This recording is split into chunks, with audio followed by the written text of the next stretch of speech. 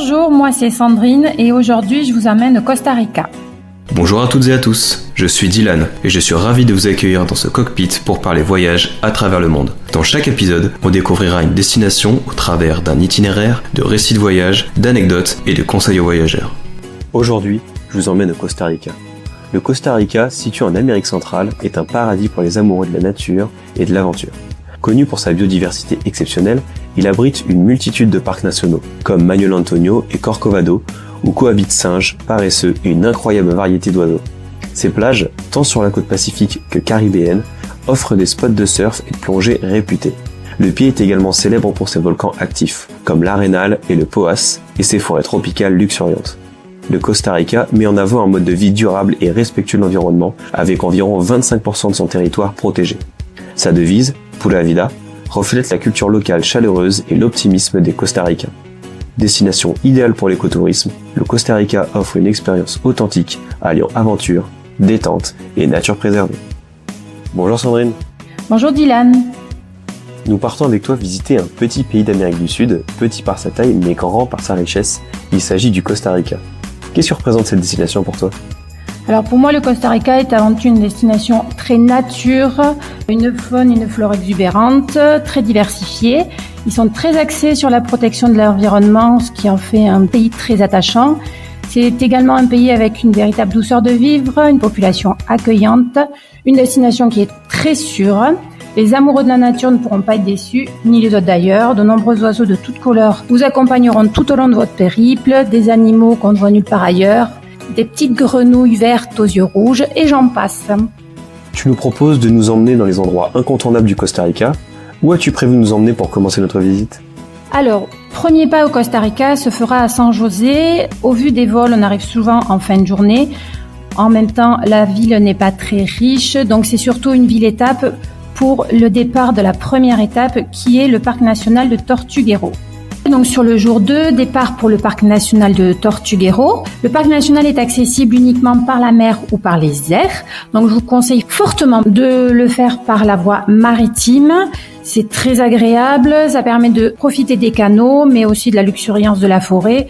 Petite anecdote, le niveau de l'eau varie énormément là-bas, donc vous pouvez vous retrouver à côté du bateau à aider le bateau à avancer, ça fait des souvenirs. Le premier jour, donc, vous arrivez sur le lodge courant après-midi. Donc les lodges sont vraiment en pleine nature, proposent pas mal d'activités qui peuvent être de la tyrolienne, des balades avec des guides. Petit plus le soir, n'hésitez pas à partir à la découverte des bruits.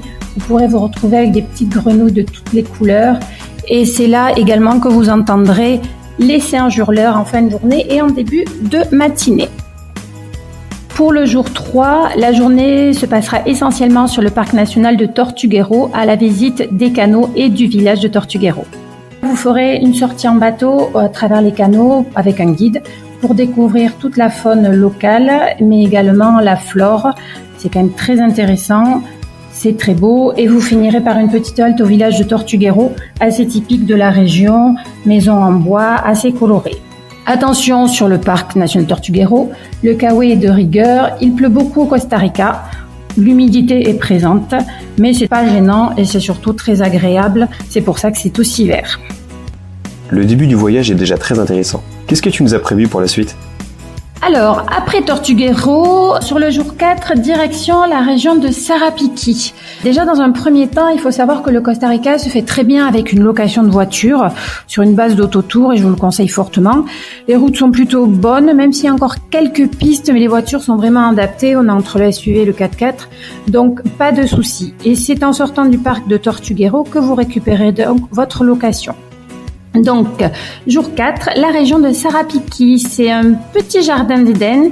C'est ici que vous pourrez en apprendre plus sur la culture du chocolat, pour lequel le Costa Rica est réputé. Je vous conseille l'arrêt dans une finca. Pour ma part, j'ai visité la finca Amistad à San Miguel, propriétaires super accueillants et vous transmettent leur passion du chocolat avec une vraie dégustation à la clé, ce qui n'enlève rien. Vous pourrez également vous diriger vers des plantations plus importantes avec les transformations du chocolat, ce qui est très intéressant. Merci Sandrine pour cette découverte. Je pense qu'on a tous hâte de découvrir la suite, surtout que ce 5e jour s'annonce grandiose. Absolument. Donc les jours 5 et les jours 6 seront consacrés à la région du volcan Arenal. Vous pourrez marcher sur des ponts suspendus pour découvrir la canopée, randonner dans la forêt à la recherche d'iguanes, de coatis qui sont des petits animaux typiques de l'Amérique centrale et que vous pourrez découvrir au détour d'un chemin. Sans oublier bien évidemment le célèbre paresseux où il faut avoir les yeux bien ouverts parce qu'il peut être n'importe où. Dans le parc national du volcan Arenal, une jolie randonnée facile vous permettra d'atteindre l'Arenal Observatory Lodge. C'est de là que vous aurez le meilleur point de vue sur le fameux volcan, encore en activité, même s'il est plutôt en sommeil depuis quelques années. Cependant, il faut savoir que le volcan est très capricieux et qu'il se montre pas tous les jours, donc vous aurez de la chance ou pas. Pour ma part, je n'ai pas vu le sommet, mais ça n'a rien enlevé au charme du lieu et surtout au côté grandiose du volcan qui paraît tout proche. C'est ici aussi que vous pourrez admirer les chutes d'eau et la cascade de la rivière Fortuna, qui est une très très belle cascade du Costa Rica. C'est une balade plutôt sportive, beaucoup de marches à descendre et qu'il faudra du coup remonter par la suite. Donc bien se chausser et prendre de l'eau, hyper important. Sur le jour 6, si vous n'avez pas pu le faire sur le premier jour sur le volcan Arenal, je vous conseille fortement une balade sur les ponts suspendus avec un guide qui vous en apprendra énormément sur le pays, sur la faune, sur la flore et également qui vous racontera des petites choses que vous ne pourriez pas voir par vous-même. Vous emmènera dans des endroits plutôt insolites à la recherche, toujours pareil, d'animaux. Le Costa Rica regorge de petites grenouilles de toutes les couleurs, les fameuses grenouilles vertes aux yeux rouges, des grenouilles noires à points noirs et bien d'autres. Le soir, une fois que vous serez à votre lodge, les journées étant plutôt courtes, je vous conseille de partir en safari grenouille. Ça peut paraître un peu étrange comme ça, mais avec une lampe frontale, vous suivez les bruits et si vous avez de la chance, vous retrouverez nez à nez avec ces petits batraciens très mignons. Pour ce jour 7, direction la région de Tenorio, c'est bien ça ? Oui, absolument. Jour 7, région de Tenorio, région très volcanique, où là, je vous conseille vivement de faire appel à un guide local qui vous en apprendra beaucoup sur l'activité volcanique et qui vous fera découvrir des endroits toujours aussi beaux. C'est ici que vous pourrez admirer les eaux turquoises du Rio Céleste, une diversité de couleurs qui va du vert au bleu turquoise, une eau cristalline transparente. C'est ici aussi que je me suis émerveillée, je ne l'aurais pas cru, devant une colonie de fourmis, des fourmis très grosses qu'on ne connaît pas ici, mais avec un guide tellement intéressant qu'une simple fourmi peut devenir quelque chose d'extraordinaire. Grâce à lui aussi, nous avons pu découvrir un restaurant local. N'hésitez surtout pas, c'est vraiment une très très bonne expérience. Alors il faut savoir que les guides francophones ne sont pas forcément très nombreux au Costa Rica, donc n'hésitez pas à réserver ce genre d'excursion à l'avance et pas le jour de votre arrivée sur le site. On part maintenant vers des lieux propices à la baignade. Absolument, sur les jours 8 et 9, nous rejoignons donc la côte pacifique où nous trouverons les plus jolies plages du Costa Rica. Il faut savoir que les plages du Costa Rica sont très sauvages. Beaucoup de stations balnéaires, dont la station de Tamarindo qui est la plus connue mais aussi la plus touristique. Pour ma part, je vous conseille plutôt la station de Samara qui est beaucoup plus préservée et beaucoup plus authentique. Des petits lodges, des petits hôtels, des petits restaurants aussi très sympathiques, des chevaux qui se baladent en liberté sur les plages. C'est assez insolite, mais c'est ce qui fait le charme de la station. De là, vous pourrez faire des sorties en bateau, pas mal de sorties possibles pour faire du masque tuba, pour découvrir les petits poissons locaux.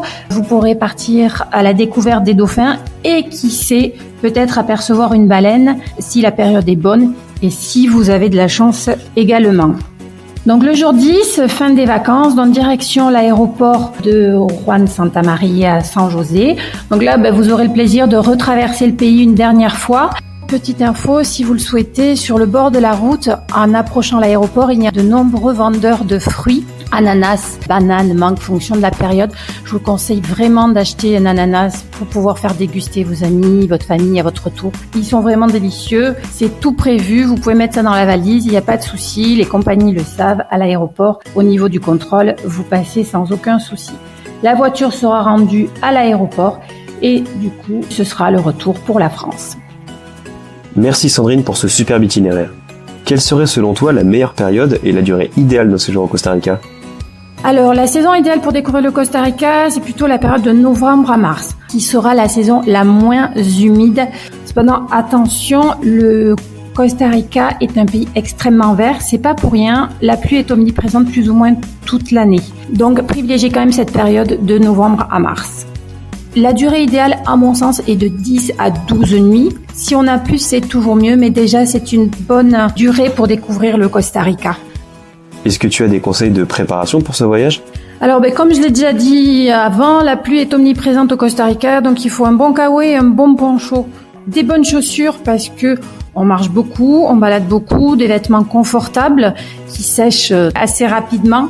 Et surtout, ne pas oublier la lampe frontale pour la fameuse recherche des petites grenouilles locales. Ne pas oublier la crème solaire parce que le soleil sur la côte pacifique est assez agressif. Ça peut vite taper. Enfin, quel serait ton dernier argument pour nous convaincre de visiter le Costa Rica ? Alors pour moi, le Costa Rica est un pays qui fait du bien, il est très apaisant, il est ressourçant. Et comme ils disent là-bas, pura vida, la vie est pure, la vie est belle, donc profitez-en. Et quel pays est le mieux placé pour vous faire profiter de cette belle vie ? Merci beaucoup Sandrine de nous avoir partagé ton expertise sur le Costa Rica. Merci beaucoup à toi Dylan de m'avoir permis de parler de ce beau pays. À bientôt. À bientôt Dylan. C'était Cockpit, le podcast de Selectour. Merci beaucoup pour votre écoute. J'espère que ça vous a inspiré et fait voyager autant que nous. Et si vous voulez écouter d'autres aventures autour du globe, abonnez-vous à notre chaîne de podcast sur votre appli d'écoute préférée ou suivez-nous sur nos réseaux sociaux, Facebook, Instagram, Twitter et TikTok, @Selectour. À bientôt dans le cockpit. Ici votre commandant de bord.